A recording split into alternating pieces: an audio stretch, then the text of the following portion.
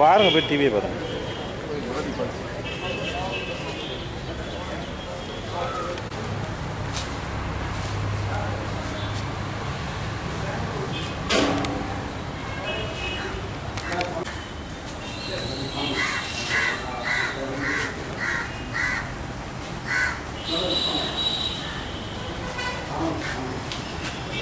Over வண்டி வருதுங்களா, அது பிடிக்கிறதுக்கு காலை ஒரு 5 மணிக்கு வந்துட்டுன்னா கேட்டானே கையை நைட்டுனா 500 1000 கொடுத்து போட்டு போடணுமா, அதுக்கு வந்து நின்றுக்கிறது. நான் ஆர்டிஓன்ட்டு செல்ஃபோனை வாங்கி ஓனர்கிட்ட பேசுறதுங்க, என்கிட்டயே பேசியிருக்கேன் அப்படின்னு செல்ஃபோனில். சரிங்களா, தாராபுரத்தில் பிடிச்சிட்டு நீங்கள் ஒரு மாதத்துக்கு நீங்கள் ஓட்டிங்க வண்டி அப்படின்ட்டு 1500 பணத்தை டிரைவர் வந்து 1500 பணம் கொண்டாந்து சொல்லி முதல்ல பணத்தை பிடிக்கிட்டுங்க விட்டாச்சுங்க. டிரைவர் வந்து ஆர்டிஓ இல்லைங்கண்ணா, இது நீங்கள் ஆர்டிஓ கிடையாது, கேஸ் டிக்கெட் எதுவும் கிடையாதுங்க அப்படின்னு சொன்னாப்பிள்ளைங்க.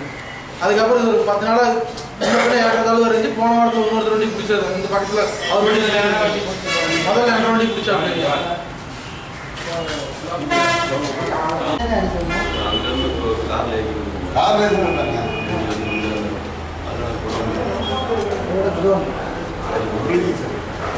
ஸ்பாட் வந்து அங்கே தான் சார் துரத்தி பிடிச்சிருக்காங்க.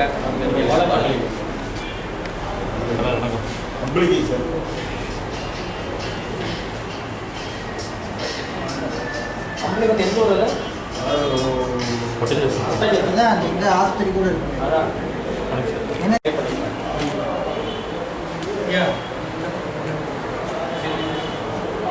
அப்படியே வச்சு ரொம்ப சொல்லியிருக்கீங்க. இன்னும் இதாக நெகட்டிவ் டீச்சிங்காக இருக்கும்.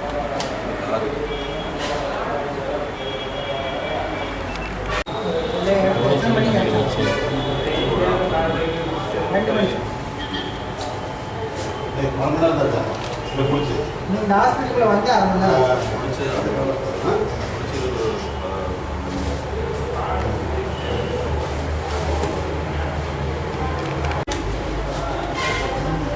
என்ன சொல்லுங்க.